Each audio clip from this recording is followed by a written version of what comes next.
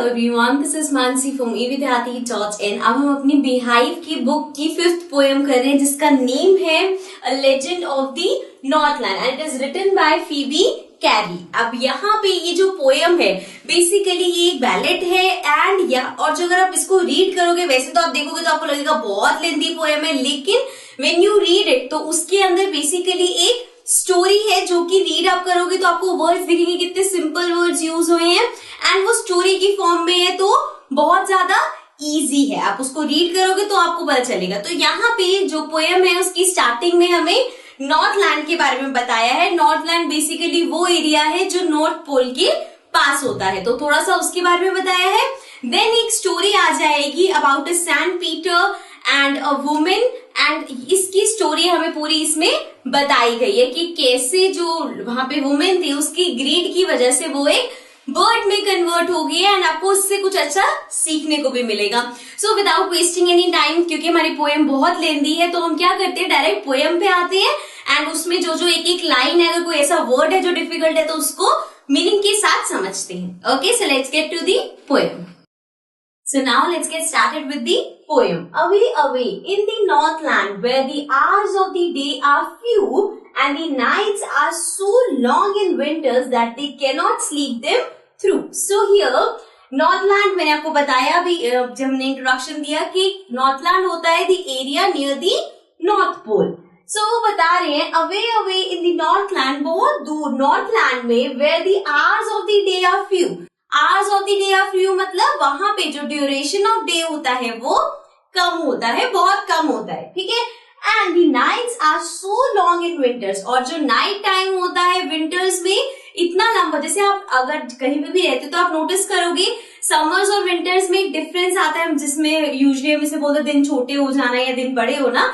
Basically वो होता है कि कभी कभी आप नोटिस करते हो गर्मियों के टाइम जो धूप वगैरह है या रोशनी 7-8 बजे तक आपको दिखती है, लेकिन यही सर्दियों में 5-6 बजे भी ऐसा लगता है अंधेरा होना स्टार्ट हो गया। सो वैसे यहाँ पे नॉर्थलैंड में जो डे आवर्स है वो बहुत कम होते हैं और रात का जो टाइम है वो बहुत ज्यादा लंबा होता है, और विंटर्स में स्पेशली नाइट्स इतनी लंबी होती है that they can not sleep them through. मतलब ऐसा नहीं हो सकता कि जितना वहां पे जिस टाइम में अंधेरा होता है, जितनी देर वहां रात होती है उतने टाइम को इतना लंबा सो सके, बिकॉज अगर वो सोते हैं और जब वो उठेंगे तब भी रात का ही टाइम हो रहा होता है। सो इतनी लंबी वहां पे नाइट्स होती हैं।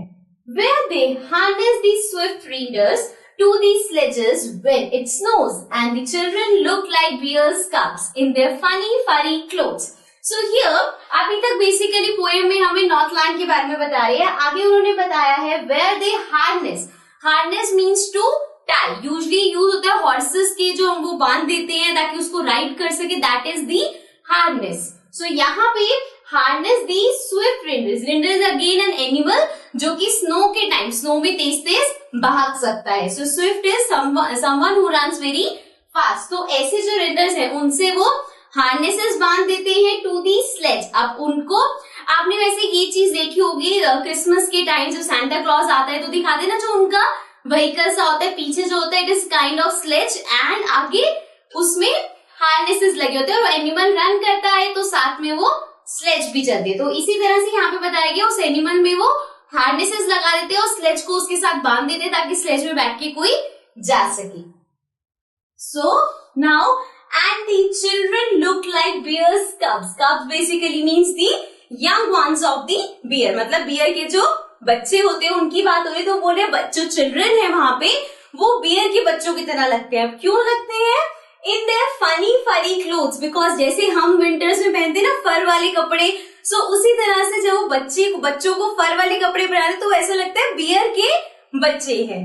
Then we have they tell them curious story. I don't believe this true, and yet you may learn a lesson if I tell the tale to you.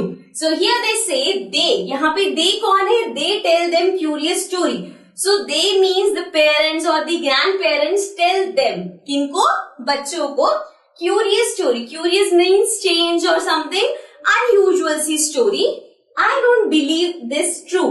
This true here means it's true. तो यहाँ पे poet कह रहे हैं मैं नहीं मानता कि जो स्टोरी सुनाई जाती है वो सच्ची होती है, and yet but will be you may learn a lesson if I tell the tale to you. लेकिन फिर भी आप उससे कुछ लेसन सीख पाओगे, उस जो स्टोरी सुनाते हैं उनसे आपको कुछ सीखने को मिलेगा। If I tell the tale to you, tale is again the story, अगर मैं आपको वो स्टोरी बताऊंगा तो आपको भी उनसे कुछ सीखने को मिलेगा। सो यहाँ तक हमें नॉर्थलैंड की बात हुई, स्टोरीज की बात हुई, अब पोएम में वो स्टोरी स्टार्ट होगी। So let's move ahead.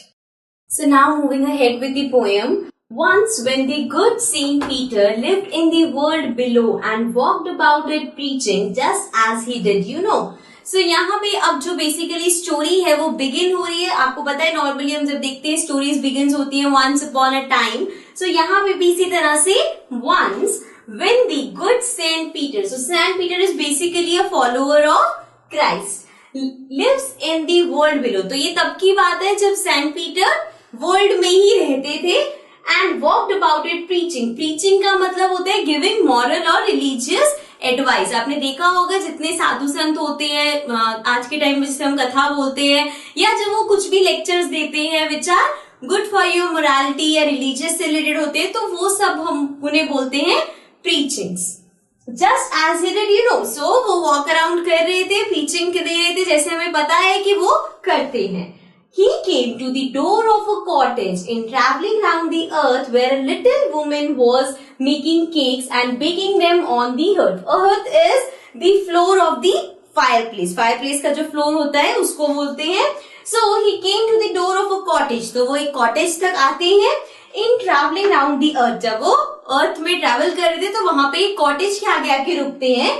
Where a little woman was making cakes, जहाँ पे छोटी सी woman केक बना रही थी and she was baking the cakes on the floor of the fireplace and being faint with fasting for the day was almost done, he asked her from her store of cakes to give him a single one. So यहाँ पे saint की बात हो रही है and being faint with fasting. So faint here, देखो फेंट का यूजुअली हम मतलब देखते हैं बेहोश होना, लेकिन फेंट का मतलब होता है when you feel very weak और ड्रिजी, सो उसको भी हम फेंट बोलते हैं। तो he was feeling very week with fasting. So fasting क्या होता है?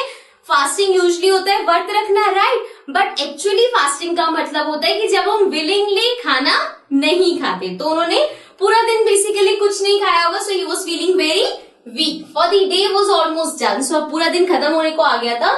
ही asked her for from her store of cakes. So अब वो उस लेडी से, जो वुमेन है, लिटिल वुमेन है, उससे बोलते हैं कि जो तुम्हारा स्टोर ऑफ केक है, इतने सारे केक्स है तुम्हारे पास, to give him a single one, इनमें से कोई एक मुझे खाने को दे दो। ठीक है, सो आगे देखते हैं वुमेन क्या करती है। So let's continue.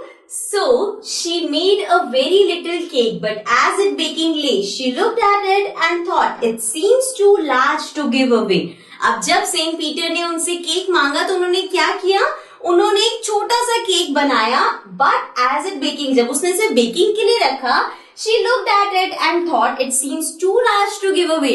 अब उसने एक तो छोटा सा बनाया कि छोटा सा चलो मैं बना के दे देती हूँ, लेकिन जब उन्होंने वो बेकिंग के लिए रखा तो उन्हें रियलाइज हुआ कि नहीं नहीं, ये तो काफी बड़ा बन गया, इतना बड़ा देने की जरूरत नहीं है। Therefore she needed another and still a smaller one, but it looked when she turned it over as large as the first had been. अब needed का मीनिंग होता है मेकिंग डो। तो वो क्या होता है बेसिकली, आपने देखा होगा अपनी मम्मा को किचन में जो आटा गूंथते हैं, आटा और वाटर को मिक्स करके आटा गूंदा जाता है जिससे देन रोटीज बनती हैं। सो उसी तरह से केक के लिए भी उन्होंने वो बनाया एंड स्टिल अ स्मॉलर, अब उससे भी और छोटा बनाया, लेकिन फिर से जब उन्होंने उसको टर्न अराउंड करके देखा सो उनको पता लगा कि ये तो जितना पहले वाला बड़ा था उतना ही बड़ा है। Then she took a tiny scrap of dough. अब उसने क्या किया? Tiny scrap means, tiny means very little and scrap means the left over. So जितना जो बचा हुआ, जो उसका डो बच गया था उसमें से उसने बहुत छोटा सा लिया एंड उसको रोल करेंगे and rolled it flat and baked it thin as a wafer. तो उन्होंने उसको डो को रोल करना, आपने देखा होगा मम्मा जैसे किचन में आपकी चपातियां बनाती है तो वो जो डो होता है उसको लेके राउंड एंड राउंड करके उसको क्या करती है? बेलना बोलते हैं, उसको बेलती है। सो ऐसे ही उन्होंने रोल करना स्टार्ट किया, बिल्कुल flat and baked it thin as a wafer. Wafer आपने देखा होगा, मार्केट में खाई भी होगी शायद आपने। सो उतना वेफर जितना पतला उसने उसको बनाया, but she couldn't part with that. अब उसने इतना पतला बनाने के बाद भी, here couldn't part means, part का यहाँ पे मतलब है टू गिव अवे और टू शेयर। सो इतना पतला बनाने के बाद भी उन्होंने उनसे वो भी शेयर नहीं हुआ, उनसे वो भी नहीं दिया गया। सो यू कैन सी यहां तक आपको पता चल जाएगा कि जो वुमेन थी वो कितनी ज्यादा ग्रीडी थी। First she said, my cakes that seems too small when I eat of them myself are yet too large to give away. So वो खुद बोलती है कि जब मैं अपना केक खाती हूँ तो मुझे लगता है कितना छोटा सा केक है, लेकिन जब मैं सोचती हूँ उसको अब देना है तो वो कितना बड़ा लगता है। So this shows that the woman here is really very greedy, or we can say miser, जो बहुत ज्यादा कंजूस होती है, right? Now let's continue the poem. देखते हैं आगे पोएम में क्या होता है। So now moving ahead, so she put them on the shelf. तो अभी हमने देखा पोएम में उसको ऐसा लग रहा था कि जब वो खाती है तो केक तो उसको बहुत छोटा सा लगता है, बट देने के लिए वो केक उसे बहुत बड़ा लग रहा था। तो जो उसने छोटे छोटे दो उसने केक बनाए थे जो उसे बड़े लग रहे थे, जो वेफल बनाया था, वो सब उसने जाके अपनी शेल्फ पे रख दिया। Then good Saint Peter grew angry, for he was hungry and faint, and surely such a woman was enough to provoke a saint. So अब क्या हुआ? The good Saint Peter grew angry. अब उन्हें गुस्सा आ गया, for he was hungry and faint, क्योंकि उन्हें भूख भी लग रही थी और वो बहुत वीक फील कर रहे थे। And surely such a woman means such a greedy woman, इस तरह की woman was enough to provoke a saint. Provoke का मतलब होता है जब हम कुछ ऐसा कर दे जिससे दूसरे को गुस्सा है, या फिर अगर हम हिंदी में देखें तो हम बोल सकते हैं इन सिंपल वर्ड्स, किसी को हम बहुत ज्यादा उकसाते हैं जब। So that is what provoke is. So ऐसी greedy women was enough to provoke a saint, एक सेंट को गुस्सा दिलाने के लिए वो काफी थी। And he said, you are far too selfish to dwell in a human form, to have both food and shelter and fire to keep you warm. तो अब वो उसे क्या बोलते हैं? That you are way too selfish, तुम बहुत ज्यादा सेल्फिश हो, to dwell, dwell is to live, क्या मतलब ह्यूमन फॉर्म में रहने के लिए तुम बहुत ज्यादा सेल्फिश हो। To have both food and shelter, तुम्हारे पास फूड हो, शेल्टर हो या फायर है टू कीप यू वार्म, तुम ये सब डिजर्व नहीं करते because you are very selfish. Now you shall build as the birds do. So now the saint is उसको कर्स कर रहे हैं, that you shall build as the birds do and shall get your scanty food by boring and boring and boring all day in the hard dry wood. So अब क्या बोला उसको? That now, अब मतलब उसको शाप दे रहे हैं, वो उसे कर्स कर रहे हैं, that you shall build as the birds do. जैसे birds चुन चुन के चीजें लाती है, छोटा छोटा सा अपना घर बनाती है, खाने को लाती है, इसी तरह से अब तुम भी रहोगी। and shall get your scanty, scanty means very less food by boring. Boring का यहाँ पे क्या मतलब है? ये बोर होने वाला बोरिंग नहीं है। Boring is to make hole in something. अगर आपने देखा होगा या आप नेट पे सर्च कर सकते हो, वुड पैकर को देखा होगा, तो वो क्या करता है? वुड में अपनी बीक से होल करता रहता है, देखा है आपने? सो उस तरह से by boring and boring and boring all day in the hard dry wood. So उस हार्ड ड्राई वुड में तुम पूरा दिन बोर करोगी। सो अब आगे देखते हैं क्या होता है। So now coming to the last part of the poem, then up she went through the chimney, never speaking a word, and out of the top flew a woodpecker, for she was changed to a bird. अब हमने देखा था कि Saint जो है, Saint Peter ने उसको कर्स किया था। So she went up through the chimney. अब घर के ऊपर पहले के टाइम में इस तरह के घर थे और यहाँ पे चिमनी हुआ करती थी, तो वहां चिमनी से ऊपर जाते हुए नेवर स्पीकिंग अ वर्ड, कुछ भी नहीं बोला उसने। And out of the top flu a woodpecker, और वहां से चिमनी में से कौन बाहर निकला? एक woodpecker. For she was change to a bird, मतलब कि वो वुमेन अब चेंज हो गई थी into a bird. She had a scarlet cap on her head and that was left the same, but all the rest of her clothes were burned black as a coal in the flame. So now what happened? उसने एक cap पहनी हुई थी which was of scarlet. Scarlet basically colour होता है red का, एक बहुत ही ब्रिलियंट शेड होता है जिसमें थोड़ा सा ऑरेंज कलर का टिंट होता है, तो that is what scarlet is. So उसकी कैप का कलर है and that was left the same, मतलब वुडपेकर के सर पे भी वो रेड कलर रह गया, बाकी जितने भी उसके कपड़े थे, but all the rest of her clothes were burned as black as a coal in the flame. वो सारे बर्न हो गए थे, काले हो गए थे, जैसे कोल हो जाता है फ्लेम में।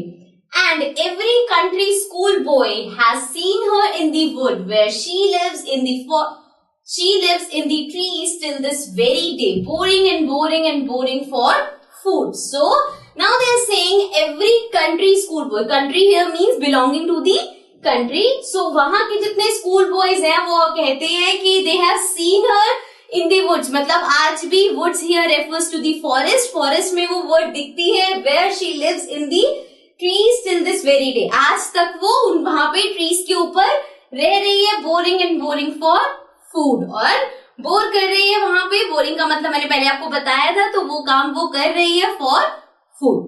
So this is the whole poem. I hope आपको पूरी पोएम समझ आ गई, and since it is in a story तो आपको वो इंटरेस्टिंग भी लगी होगी और याद भी हो गया होगा. So that's it from my side. Now I'll be coming back again with some new chapters. Till then, take care and bye bye.